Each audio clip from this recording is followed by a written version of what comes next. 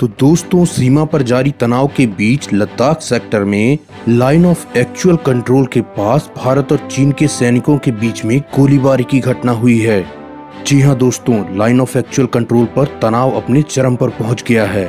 क्या है सारा मामला, विस्तार से बताएंगे आपको। नमस्कार दोस्तों, स्वागत है आपका आसपास की तलाश में।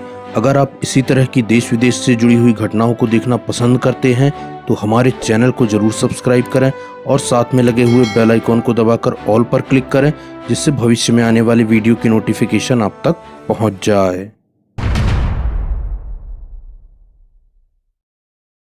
तो दोस्तों, जैसा कि आप सब जानते हैं, लाइन ऑफ एक्चुअल कंट्रोल पर पिछले 3 महीनों से भारत और चीन के सैनिक आमने सामने खड़े हैं। चीन ने पहले भारतीय जमीन पर अतिक्रमण किया और उसके बाद अब वो पीछे हटने को भी तैयार नहीं है। सीमा विवाद को सुलझाने के लिए दोनों देशों के बीच मिलिट्री लेवल पर और डिप्लोमेटिक लेवल पर कई दौर की बातचीत हो चुकी है, मगर आज तक विवाद को सुलझाया नहीं जा सका है और दोनों देश के सैनिक आज भी बॉर्डर पर एक दूसरे के आमने सामने खड़े हैं।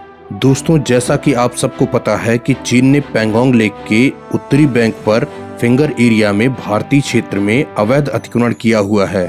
दोस्तों, जब तक तो चीन को फायदा था और वो डोमिनेटिंग पोजीशन पर था, तब तक तो उसने बॉर्डर पर शांति बनाए रखी और बातचीत का दिखावा करता रहा। आपको ध्यान होगा, इस दौरान भारत और चीन के बीच कई दौर की बातचीत हुई। हालांकि वो युद्ध की तैयारियां अपनी तब भी जारी रखे हुए था, मगर कम से कम बॉर्डर पर उसके सैनिक अग्रेशन नहीं दिखा रहे थे। मगर पिछली 29 और 30 अगस्त की रात की कार्रवाई के बाद चाइना के पास से वो एडवांटेज चला गया और भारत ने पैंगोंग लेक के साउथ बैंक पर कुछ महत्वपूर्ण की पॉइंट्स पर अपना कब्जा जमा लिया। इसमें ब्लैक टॉप और हेलमेट टॉप 2 महत्वपूर्ण चोटियां हैं जिन्हें चीन अपने कब्जे में चाहता है। इन्हें पाने के लिए चीन के सैनिक हर दिन कोशिश कर रहे हैं। वे बार बार भारतीय सीमा की तरफ आते हैं, मगर चूंकि भारतीय सैनिक ऊंचाई पर बैठे हुए हैं, इसलिए इन सैनिकों को बार बार वापस जाना पड़ता है। दोस्तों, मीडिया रिपोर्ट्स के अनुसार चीन की ओर से भारतीय क्षेत्र में पहले फायरिंग की गई, जिसका जवाब देते हुए भारतीय सैनिकों ने भी चीन की ओर फायर किया। हालांकि दोस्तों, दोनों ही देशों ने एक दूसरे के सैनिकों पर सीधे गोली नहीं चलाई है, केवल वार्निंग शॉट्स फायर किए हैं। वार्निंग शॉट्स मतलब दोनों ही देश के सैनिकों ने हवा में गोली चलाई है और एक दूसरे को चेतावनी दी है। कुल मिलाकर दोनों सेनाओं ने एक दूसरे पर फायर किया। हालांकि बताया जा रहा है कि फिलहाल स्थिति नियंत्रण में है। दोस्तों, 1975 के बाद से आज तक भारत और चीन के बीच एक भी गोली नहीं चली।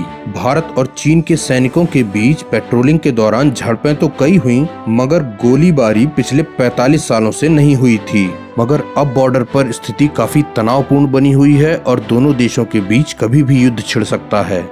चीन की वेस्टर्न थिएटर कमांड के प्रवक्ता ने देर रात बयान जारी कर भारत पर ये आरोप लगाया कि भारत के सैनिकों ने उकसावे की कार्रवाई की है, जिसके जवाब में चीनी सैनिकों ने गोली चलाई।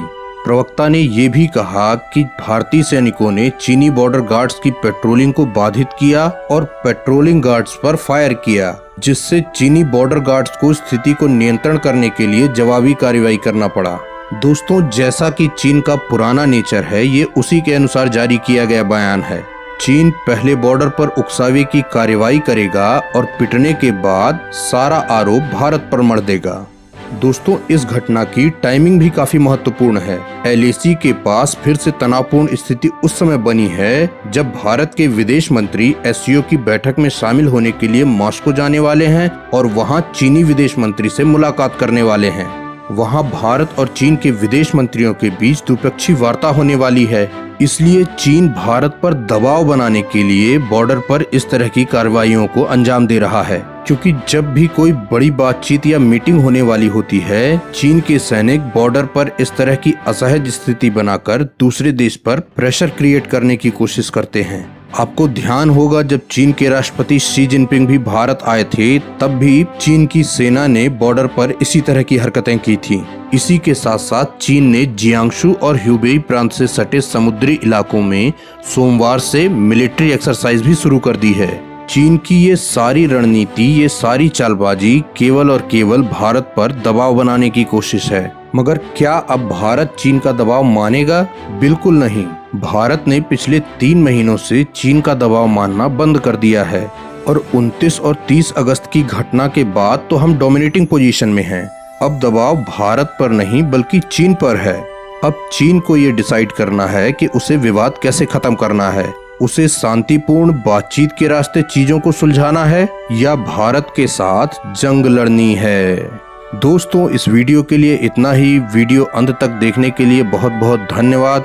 अगर ये वीडियो अच्छा लगा हो तो इसे लाइक करें, अपने दोस्तों के साथ शेयर करें, और अगर चैनल आपने अब तक सब्सक्राइब नहीं किया है तो चैनल भी जरूर जरूर जरूर सब्सक्राइब करें और करते रहें हमारे साथ आस पास की तलाश।